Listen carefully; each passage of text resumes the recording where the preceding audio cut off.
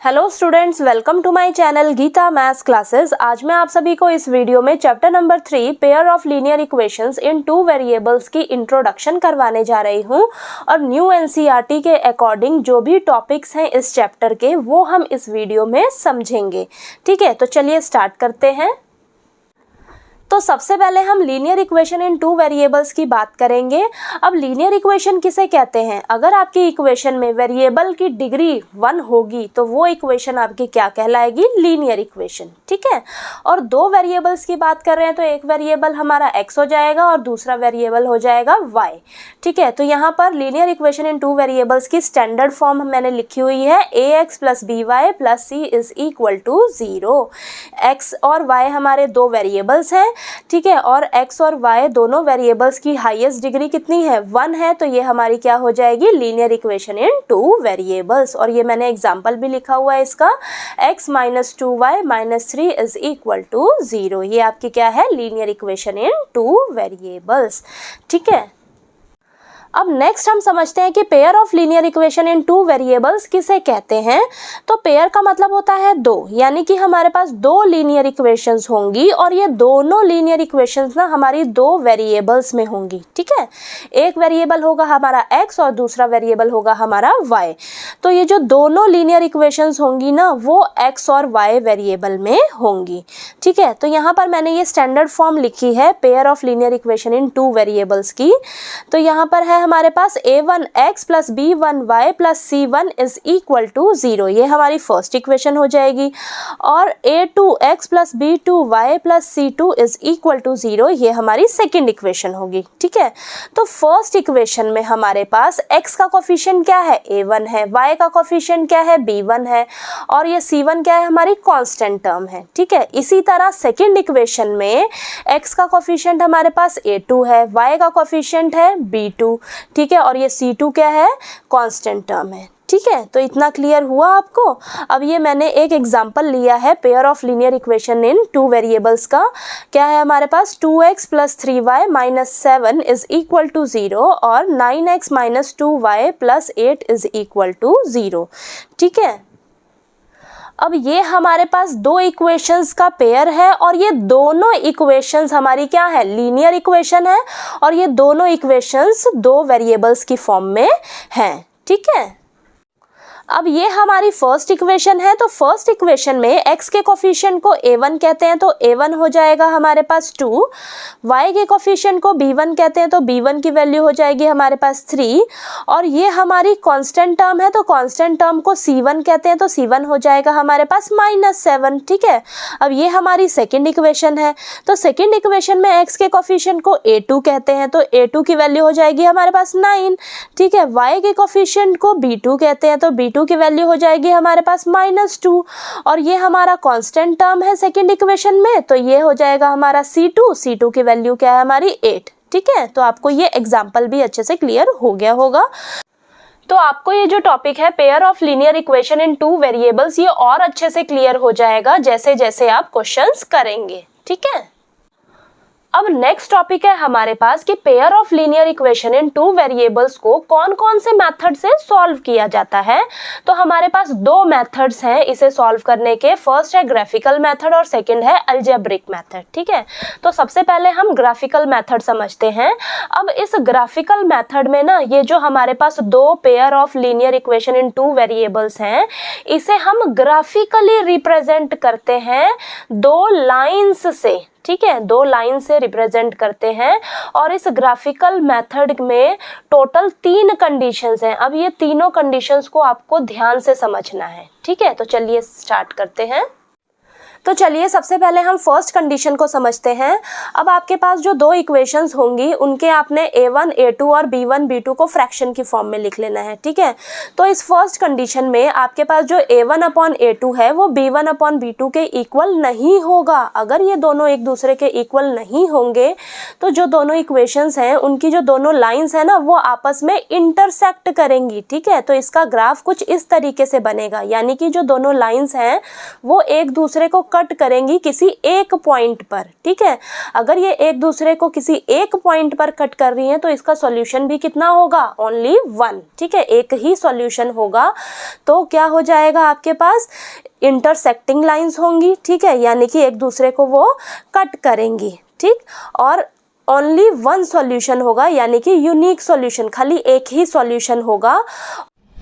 और consistent equation होंगी, यानी कि अगर आपको एक सॉल्यूशन मिले या एक से ज्यादा सॉल्यूशन मिल रहा हो तो आपकी जो इक्वेशंस हैं वो कंसिस्टेंट होती हैं, ठीक है।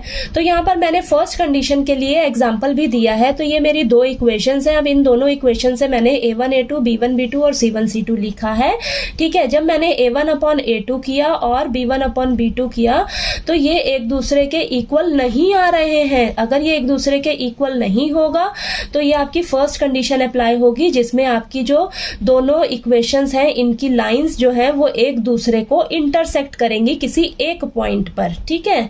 एक पॉइंट पर इंटरसेक्ट करेंगी तो इसका सॉल्यूशन भी कितना होगा, ओनली 1, ठीक है। तो आपने बस फर्स्ट कंडीशन में यही ध्यान रखना है कि अगर आपका a1/a2 b1/b2 के इक्वल नहीं होता है तो जो दोनों लाइंस होंगी वो एक दूसरे को इंटरसेक्ट करेंगी एक पॉइंट पर, तो इसका सॉल्यूशन भी कितना होगा, 1, ठीक है।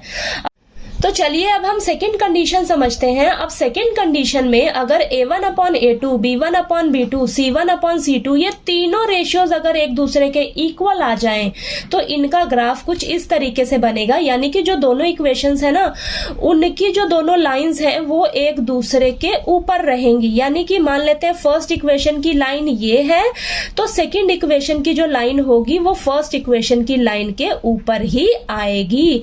यानी कि ये जो दोनों लाइंस है ना वो एक दूसरे को हर एक पॉइंट पर टच करेगी, ठीक है। अगर हर एक पॉइंट पर एक दूसरे से मिलेंगी तो इसके सॉल्यूशन भी कितने होंगे, बहुत सारे होंगे, यानी कि इनफाइनाइटली मेनी सॉल्यूशंस होंगे, ठीक है। और ये एक दूसरे के ऊपर है लाइन दोनों, तो इनको हम क्या बोलेंगे, कोइंसिडेंट लाइंस, ठीक है। यानी कि क्या होगा इस सेकंड कंडीशन में आपके पास कोइंसिडेंट लाइंस होंगी और इनफाइनाइटली मेनी सॉल्यूशंस होंगे और कंसिस्टेंट इक्वेशन होंगी। मैंने आपको बताया है एक सॉल्यूशन हो या एक से ज्यादा सॉल्यूशन अगर आपको मिले तो आपकी इक्वेशन क्या होती है, कंसिस्टेंट होती है, ठीक है। तो आपने बस सेकंड कंडीशन में यही ध्यान रखना है कि अगर आपकी तीनों रेशियोज एक दूसरे के इक्वल है ना तो आपकी जो दोनों लाइंस होंगी वो एक दूसरे के ऊपर ही रहेंगी। अगर एक दूसरे के ऊपर रहेंगी दोनों लाइंस तो बहुत सारे सॉल्यूशन होंगे आपके पास, ठीक है। और एक दूसरे के ऊपर रहेंगी तो ये कोइंसिडेंट लाइंस होंगी और इनफाइनाइटली मेनी सॉल्यूशंस होंगे, ठीक है। तो ये सेकंड कंडीशन के लिए मैंने ये एग्जांपल लिया है। तो ये दोनों इक्वेशंस हैं, यहां से मैंने a1 a2 b1 b2 c1 c2 लिखा है, ठीक है। अब इन सभी को फ्रैक्शन की फॉर्म में लिखा। यहाँ पर हमने जब कैंसिल किया तो हमारे पास क्या आंसर निकल कर आया, 1/2 is equal to 1/2 is equal to 1/2, यानी कि तीनों रेशियोज एक दूसरे के इक्वल है। तो ये सेकंड कंडीशन अप्लाई होगी, यानी कि इसका ग्राफ जो है वो इस तरीके से बनेगा इस एग्जाम्पल का, ठीक है। और इसके सॉल्यूशन भी है जो है वो मेनी सॉल्यूशंस आएंगे, ठीक। तो चलिए अब हम थर्ड कंडीशन समझते हैं। इसमें a1/a2 जो है वो b1/b2 के तो इक्वल होगा, लेकिन ये दोनों रेशियो c1/c2 के इक्वल नहीं होगा, ठीक है। तो इस कंडीशन में जो ग्राफ है आपका इस तरीके से बनेगा, यानी कि जो दोनों इक्वेशंस होंगी उनकी जो दोनों लाइंस होंगी वो एक दूसरे के पैरेलल होंगी, ठीक है। तो यानी कि क्या हो जाएगा, आपके पास पैरेलल लाइंस होंगी। अगर ये दोनों एक दूसरे के पैरेलल होंगी तो ये दोनों एक दूसरे को कहीं पर भी एक दूसरे को टच नहीं करेंगी, ठीक है। अगर ये एक दूसरे को टच नहीं करेंगी तो आपका सॉल्यूशन नहीं होगा आपके पास, ठीक है। तो यहाँ पर क्या हो जाएगा, नो सॉल्यूशन, आपके पास कोई सॉल्यूशन नहीं होगा। और अगर आपके पास कोई सॉल्यूशन नहीं होगा तो आपकी इक्वेशन जो है वो इनकंसिस्टेंट होगी, ठीक है। तो ये आपको थर्ड कंडीशन भी समझ आ गई होगी। बस इसमें आपने ध्यान रखना है कि a1/a2 जो है वो b1/b2 के तो इक्वल होगा, लेकिन ये थर्ड रेशियो यानी कि c1/c2 के इक्वल नहीं होगा, ठीक है। तो इस कंडीशन में आपका जो ग्राफ है वो कैसा बनेगा, पैरेलल लाइंस बनेंगी, ठीक है। पैरेलल लाइंस होंगी तो आपके सॉल्यूशन भी नहीं होंगे, ठीक। तो थर्ड कंडीशन के लिए मैंने ये एग्जांपल लिया है। यहाँ पर ये 2 इक्वेशंस हैं, यहाँ से मैंने a1 a2 b1 b2 c1 c2 लिख लिया है, ठीक है। तो यहाँ पर मैं इनको फ्रैक्शन की फॉर्म में लिख के ये सॉल्व जब किया मैंने तो यहाँ पर देखा 1/2 आया, ठीक है। वो इक्वल है 1/2 के, लेकिन ये दोनों रेशियोज जो है 1/3 के इक्वल नहीं है, ठीक है। तो यहाँ पर इस एग्जाम्पल के लिए आपका जो ग्राफ है वो कैसा बनेगा, ऐसा पैरेलल लाइंस बनेंगी, ठीक है, और आपके कोई सॉल्यूशन नहीं होगा इस एग्जाम्पल के लिए, ठीक। तो चलिए अब हम अलजेब्रिक मेथड समझते हैं कि अलजेब्रिक मेथड से पेयर ऑफ लीनियर इक्वेशन को कैसे सॉल्व किया जाता है। तो न्यू एनसीईआरटी के हिसाब से आपके पास सिर्फ 2 ही मेथड है इस बार। फर्स्ट है सब्स्टिट्यूशन मेथड और सेकंड है एलिमिनेशन मेथड, ठीक है। तो चलिए समझते हैं सबसे पहले कि सब्स्टिट्यूशन मेथड से पेयर ऑफ लीनियर इक्वेशन को कैसे सॉल्व किया जाता है। तो यहाँ पर मैंने एग्जाम्पल लिया है। अब इस एग्जाम्पल से मैं आपको समझाऊंगी कि सब्स्टिट्यूशन मेथड से 2 इक्वेशंस को कैसे सॉल्व किया जाता है। तो यहाँ पर मैं मान लेती हूँ ये मेरी क्या हो जाएगी, फर्स्ट इक्वेशन, और ये इक्वेशन मान लेते हैं ये क्या है, मेरी सेकंड इक्वेशन, ठीक है।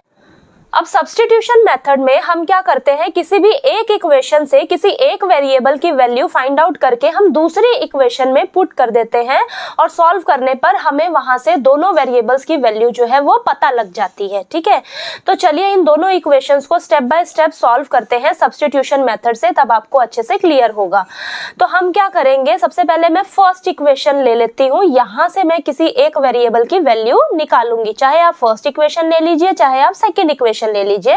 तो मैं फर्स्ट इक्वेशन ले रही हूं, तो लिखूंगी मैं फ्रॉम इक्वेशन फर्स्ट इक्वेशन क्या है मेरे पास, x plus y is equal to 2। अब यहां से चाहे मैं x वेरिएबल की वैल्यू निकाल लूं या y वेरिएबल की वैल्यू निकाल लेते हैं, ठीक है। तो यहां पर मैं x वेरिएबल की वैल्यू निकालूंगी। तो अगर x वेरिएबल की वैल्यू निकाल रहे हो तो x के अलावा कुछ भी आपको इस साइड दिख रहा है तो आपको इस साइड लेकर जाना है, इक्वल टू के इस साइड, ठीक है। तो x वेरिएबल की वैल्यू चाहिए, तो यहाँ पर x के साथ आपको प्लस में y दिख रहा है, तो प्लस y को हम इस साइड लेके जाएंगे, तो 2 के साथ ये क्या हो जाएगा, प्लस y है तो इस साइड जाके हो जाएगा माइनस y, ठीक है। तो यहां से आपको x वेरिएबल की वैल्यू जो है पता लग गई, x is equal to 2 minus y, ठीक है, ये आ गई आपके पास। तो ये मेरे पास क्या हो जाएगी, थर्ड इक्वेशन, ठीक है। अब मैं क्या करूंगी, मेरे पास ये x वेरिएबल की वैल्यू जो आई है ना, तो अब हम लिखेंगे यहां पर substitute the value of x is equal to 2 minus y in equation second. ये जो हमारे पास x वेरिएबल की वैल्यू आई है 2 माइनस वाई, इसे हम क्या करेंगे, सेकेंड इक्वेशन में पुट कर देंगे, ठीक है। यानी कि मैंने फर्स्ट इक्वेशन से एक वेरिएबल यानी कि x वेरिएबल की वैल्यू निकाली। अब इस x वेरिएबल की वैल्यू को हम क्या करेंगे, दूसरी इक्वेशन में पुट कर देंगे, ठीक है। तो यहाँ पर सेकेंड इक्वेशन क्या है मेरे पास, 2x plus 3y is equal to 4, ये इक्वेशन है सेकेंड इक्वेशन। अब यहाँ पर x की जगह मैंने क्या निकाला है, 2 माइनस वाई, ये मैं यहाँ पर x की जगह पुट कर दूंगी। तो x की जगह क्या रख देंगे हम, 2 माइनस वाई, यहाँ पर आ जाएगा। बाकी सब जो है वो एज इट इज लिख लेंगे, ठीक है। अब ये पूरी इक्वेशन मेरी y की फॉर्म में हो गई। अब यहाँ पर हम जब सॉल्व करेंगे ना तो हमें y की वैल्यू मिल जाएगी। तो यहाँ पर आप सॉल्व करिए, 2 जो है वो 2 से मल्टीप्लाई होके 4 आ जाएगा। अब ये 2 जो है y माइनस वाई से मल्टीप्लाई होगा तो माइनस 2y आ जाएगा, ठीक है। 2 जो है वो दोनों से मल्टीप्लाई होगा क्योंकि ये ब्रैकेट में है आपके पास। अब यहाँ पर ये आ जाएगा plus 3y is equal to 4, ठीक है। अब ये क्या हो जाएगा, y वाली टर्म्स आप यहीं रखिए, तो minus 2y plus 3y is equal to 4। ये जो 4 कांस्टेंट टर्म है इसको आप इस साइड ले जाइए तो माइनस का 4 हो जाएगा, ठीक है। अब ये माइनस का 2y प्लस का 3y है, ठीक है। तो प्लस माइनस 3 में से 2 गया 1 आएगा, और बड़ा कौन है, 3 है, तो इसका साइन क्या है, प्लस है, तो प्लस का y आ जाएगा आपके पास, ठीक है, 1y आएगा। तो यहाँ पर हम प्लस y लिख लेंगे इज इक्वल टू 4 माइनस 4 क्या हो जाएगा, 0, यानी कि y वेरिएबल की वैल्यू मेरे पास कितनी आ गई, निकल कर 0, ठीक है। अब इस y इज इक्वल टू 0 आया ना y की वैल्यू, इसे हम क्या करेंगे, फर्स्ट इक्वेशन में पुट कर लेंगे, ठीक है। फर्स्ट इक्वेशन में पुट कर लीजिए या तो यहाँ पर आप पुट कर लीजिए थर्ड इक्वेशन में, ठीक है। तो यहाँ पर मैं लिख लेती हूँ, put the value of y is equal to 0 in equation first में पुट कर लेते हैं। तो फर्स्ट इक्वेशन क्या है मेरे पास, x plus y is equal to 2, x plus y की वैल्यू मेरे पास क्या आई है, 0 आई है, यहाँ पर आ जाएगा 2, ठीक है। तो ये आपके पास x की वैल्यू क्या निकल कर आ गई, x इज इक्वल टू 2, ठीक है। तो ये मैंने आपको सब्स्टिट्यूशन मेथड से जो है सॉल्व करके दिखा दिया। यहाँ पर मेरे पास x वेरिएबल और y वेरिएबल की वैल्यू दोनों निकल कर आ गई। ठीक है, तो एक बार आप दोबारा से सब्स्टिट्यूशन मेथड को समझ लीजिए। सब्स्टिट्यूशन मेथड में आपने क्या करना है, किसी भी एक इक्वेशन से आपने किसी एक वेरिएबल की वैल्यू जो है वो निकालनी है। चाहे आप फर्स्ट इक्वेशन से निकाल लीजिए, चाहे आप सेकेंड इक्वेशन से निकाल लीजिए। ठीक है, तो यहाँ पर मैंने क्या किया, फर्स्ट इक्वेशन से x वेरिएबल की वैल्यू निकाली है। आप y वेरिएबल की वैल्यू भी निकाल सकते हो। ठीक है, तो आपने x वेरिएबल की वैल्यू निकाली यहाँ पर। ठीक है, तो मैंने क्या किया, उसे दूसरी इक्वेशन में पुट कर दिया, क्योंकि फर्स्ट इक्वेशन से निकाला था वैल्यू x की। ठीक है, तो जो x की वैल्यू आई, अब मैं क्या करूंगी, सेकंड इक्वेशन में पुट कर दूंगी। अगर मैं सेकंड इक्वेशन से निकालती किसी वेरिएबल की वैल्यू, तो उस वेरिएबल की वैल्यू मैं फर्स्ट इक्वेशन में पुट करती। ठीक है, ये चीज क्लियर हुई आपको। अब क्या करेंगे हम, यहाँ पर मैंने क्या किया है, सब्स्टिट्यूट कर दिया है x की वैल्यू जो मैंने निकाली है, यानी कि पुट कर देना है आपने इसे सेकेंड इक्वेशन में। सेकेंड इक्वेशन में पुट करना है x की जगह जो आपने निकाला है। ठीक है, तो यहाँ पर जब हम सॉल्व करेंगे तो मेरे पास y वेरिएबल की वैल्यू निकल कर आ जाएगी। जब आपके पास y की वैल्यू आ जाएगी निकल कर, तब आप किसी भी इक्वेशन में, किसी भी एक इक्वेशन में y की वैल्यू रखकर आप x वेरिएबल की वैल्यू जो है वो इजीली निकाल लोगे। ठीक है, तो आपको सब्स्टिट्यूशन मेथड जो है वो अच्छे से क्लियर हो गया होगा। नेक्स्ट हम एलिमिनेशन मेथड समझते हैं।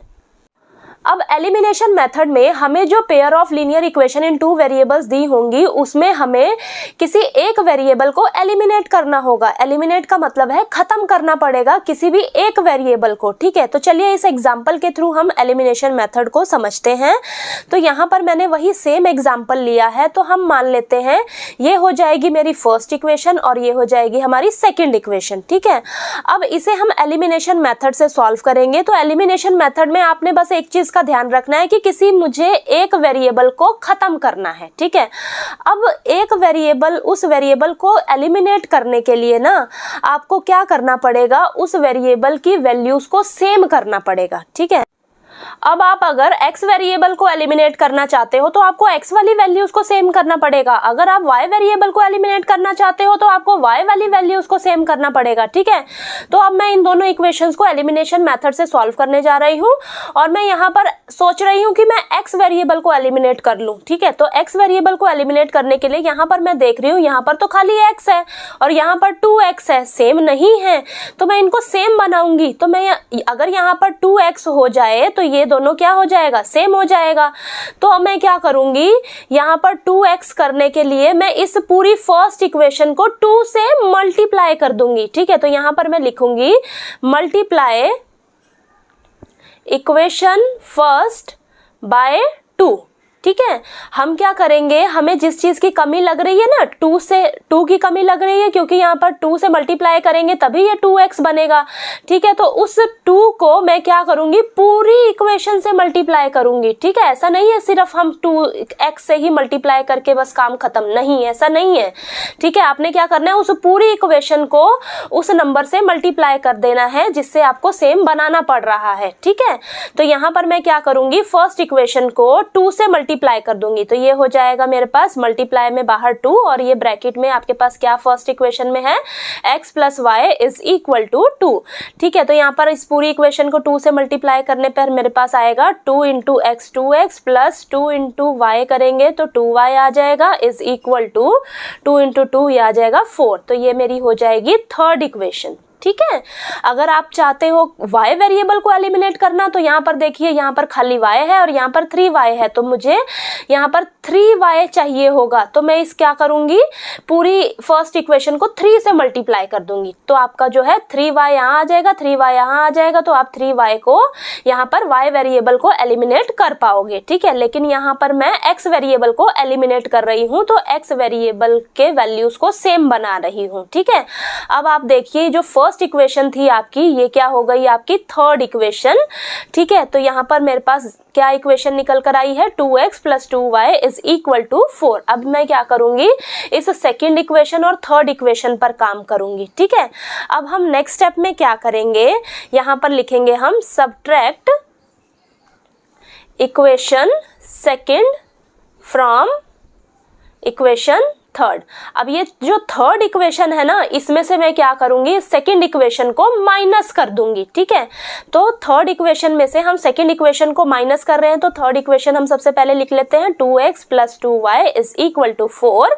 इसके नीचे लिख लूंगी मैं सेकंड इक्वेशन, क्या है मेरे पास, 2x + 3y = 4। ठीक है, अब मैं क्या करूंगी, इसमें से इस वाली इक्वेशन को सब्ट्रैक्ट करना है, माइनस करना है।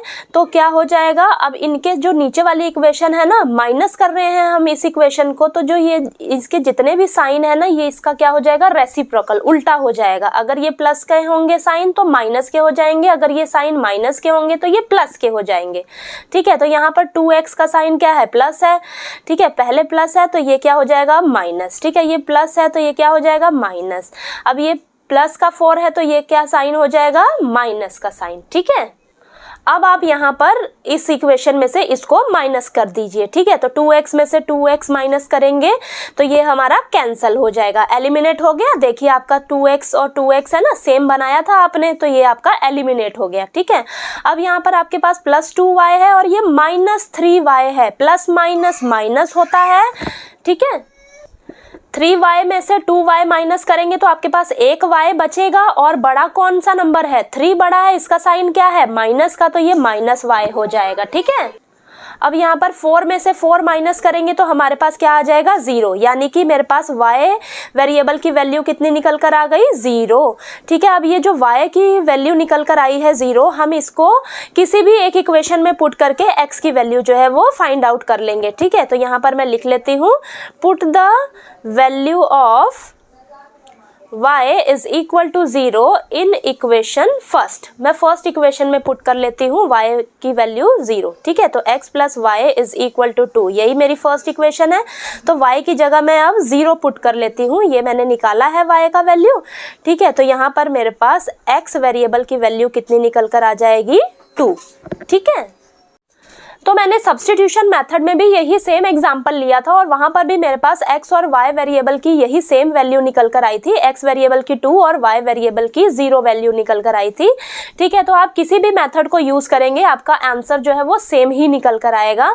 ठीक है, तो बस आपको एग्जाम में बोला होगा कि आप ये वाला मेथड यूज करिए, ग्राफिकल मेथड या सब्स्टिट्यूशन मेथड या एलिमिनेशन मेथड। तो जो बोला होगा मेथड यूज करने के लिए, आपने वही मेथड यूज करके इक्वेशंस को सॉल्व करके वेरिएबल्स की वैल्यू निकाल कर बतानी है। ठीक है, तो चलिए आपको चैप्टर नंबर 3 की इंट्रोडक्शन जो है वो अच्छे से क्लियर हो गई होगी। अगर आपको फिर भी कोई डाउट आए इस वीडियो में तो प्लीज़ आप कमेंट करके पूछिए। ठीक है, और अगर मेरा वीडियो आपको अच्छा लगे तो प्लीज़ लाइक कीजिए, शेयर कीजिए और ज़्यादा से ज़्यादा सब्सक्राइब कीजिए। Thank you so much.